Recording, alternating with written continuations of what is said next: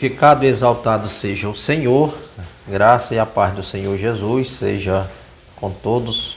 Obrigado por você ter assistido os nossos vídeos e assim compartilhado. Você, quando comenta, compartilha com outras pessoas, você está nos ajudando a divulgar esse canal e também a palavra de Deus. Hoje eu quero falar sobre Colossenses capítulo 3, aonde a recomendação do apóstolo Paulo é: se morreste com Cristo, ressuscitaste com ele, buscai as coisas lá de cima. Trazer aqui essa reflexão para nós entender um pouco o que significa buscar as coisas lá do alto. Significa priorizar valores espirituais, focando nas coisas celestiais e não nas terrenas. Essa é a recomendação bíblica. O próprio Jesus, ele faz essa recomendação: buscai em primeiro lugar o reino de Deus e sua justiça, e as demais coisas vos serão acrescentadas. Jesus está falando de prioridade. Ele não está falando simplesmente de você em uma questão numérica. Ele está falando de prioridade. E o apóstolo Paulo, ele traz essa mesma ideia em Colossenses 3, pois os seguidores de Cristo já ressuscitaram com ele, deixando para trás uma vida de pecado para viver uma nova vida em Deus, buscando o amor, a paz, a pureza e a justiça de Jesus em vez das coisas mundanas. Ou seja, quando nós estamos dispostos e compreendemos esse propósito, entendemos o valor dessa ressurreição, porque agora nós estamos em Cristo, nós vamos sempre priorizar, buscar aquilo que verdadeiramente traz edificação para as nossas vidas. Buscar em primeiro lugar o reino de Deus é priorizar, porque tudo que vem depois do reino são acréscimos na nossa vida. Então, o primeiro ponto que eu quero discutir aqui com você, trazer para você, o que significa buscar as coisas do alto. Vou trazer aqui alguns pontos importantes para a gente compreender melhor o que Paulo está relatando no capítulo 3 de Colossenses. O primeiro ponto aqui é priorizar o reino de Deus. Priorizar o reino de Deus é colocar os propósitos de Deus acima, acima das nossas preocupações e desejos terrenos. Quando eu almejo priorizar o reino, buscar as coisas do Senhor, as coisas do alto, as coisas lá de cima. Quando as coisas celestiais, elas são a minha prioridade, nós vamos ver as coisas acontecendo de uma forma bem diferente. Deus, ele vai cuidar também de nós, porque nós estamos cuidando daquilo que é dele. Então, nós vamos deixar até de nos preocupar tanto com as coisas que são superficiais e vamos mergulhar nesse oceano do Espírito para que possamos viver essa plenitude. E o segundo item importante aqui é viver com os valores de Cristo. Isso é importante, você viver esses mesmos valores. Paulo, escrevendo aos Filipenses, no capítulo 2 e no versículo de número 5, Paulo faz uma declaração para a igreja de Filipos: que haja em vós o mesmo sentimento que também houve em Cristo Jesus. Porque ele, sendo Deus, ele não usou por usurpação ser igual, mas antes esvaziou-se a si mesmo, tomou forma de servo, foi obediente até a morte de cruz. Então, quando você vive com os valores de Cristo, cultivar o amor, a paz, a bondade, a humildade, o perdão, que são os frutos do Espírito. Quando você compreende esse propósito, você vai buscar estas coisas. Você vai buscar em Deus uma identificação, uma semelhança na vivência, nas suas atitudes, nos seus posicionamentos, a tua visão, uma visão de quem é conduzido por Deus e compreendeu esse propósito para viver de uma forma digna do Senhor. Então viver com os valores de Cristo é isso. Você deve cultivar o amor. Assim como eu fiz, façais vós também. É o Senhor recomendando aos seus discípulos. Se vós estiverdes em mim e as minhas palavras estiverdes em vós. Olha que isso é muito recíproco. Ainda no capítulo 15 de João, ele diz: vós já estáis limpo pela palavra que eu vos tenho ensinado. Nós vamos adquirindo esses valores e vamos exercer isso na nossa vida. Quem nos vê vai ver uma diferença, porque a partir das nossas decisões, do nosso comportamento, isso vai demonstrar para as pessoas que houve uma diferença, uma mudança, porque você está buscando viver esses valores. E há uma paz, você busca esta paz, a paz, o próprio Jesus disse: a minha paz eu vos dou, e eu não dou como o mundo dá, não se turbe o vosso coração. É você estar em meio aos conflitos na vida do dia a dia, mas você tem paz interior. Você emana essa paz, essa graça de Deus em você, porque você reflete a pessoa, o caráter de Cristo na sua vida. Então, se nós formos falar de todos esses itens aqui, o vídeo vai ficar muito grande, porque é um conteúdo muito vasto que traz para nós essa segurança e vai elucidar alguns questionamentos que nós temos feito ao longo da nossa vida como cristão.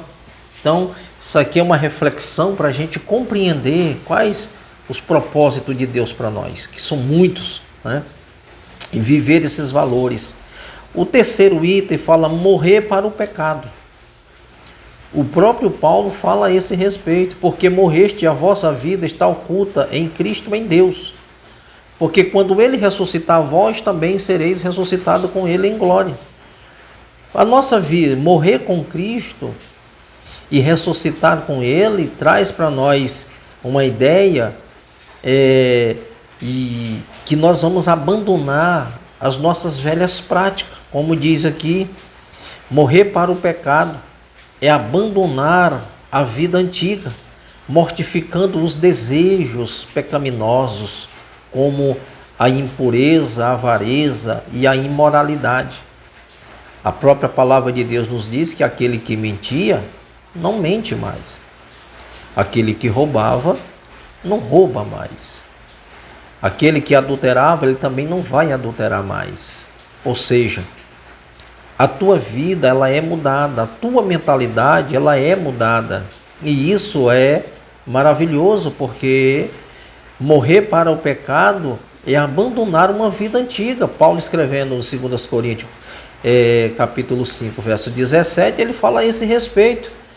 Se morreste, ele fala exatamente dessa mudança de mentalidade, pois quem está em Cristo é nova criatura, as coisas velhas se passaram e eis que tudo se fez novo. Então é uma mudança completa da nossa vida. A velha vida ela já não conta mais, agora é viver para que Cristo seja glorificado na minha vida. Então quando eu vivo com esse propósito de Cristo ser glorificado, todo dia esse velho homem tem que ser mortificado. É você dizer não para o pecado, é dizer não para a avareza, é dizer não para a prostituição, sabe? É dizer não para a imoralidade. Você é uma pessoa que o próprio Espírito Santo está te habilitando à varonilidade. E isso é importante. O quarto item, ter uma nova identidade. Isso aqui é o que nós precisamos focar um pouco mais, principalmente nos nossos dias, porque muitos até que um dia buscaram essa diferença, buscaram essa identidade, eles estão perdendo as suas referências. E a gente não pode permitir que a nossa identidade ela seja ofuscada. Nós não podemos perder a nossa identidade. Porque que ele diz aqui, uma nova identidade é entender que por meio da ressurreição com Cristo, a vida do crente está escondida em Cristo, em Deus, e não mais ligada às coisas deste mundo. Isso é importante porque você tem uma referência, a tua vida está escondida em Cristo, em Deus. Por quê? Porque haverá um dia da manifestação. Porque quando Cristo se manifestar, quando Cristo vier buscar a sua igreja, vós também sereis manifestados com ele em glória. Paulo diz aos Coríntios, o que é corruptível se revestirá da incorruptibilidade e transformados seremos.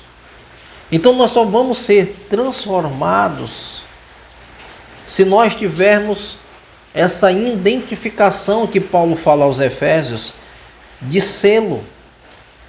Efésios 4:30, não entristeçais o Espírito Santo de Deus, no qual foste selado para o dia da redenção. É um selo de identificação. A nossa vida está oculta em Cristo, em Deus, porque há um selo de identificação. Você pertence a alguém, você pertence ao Senhor.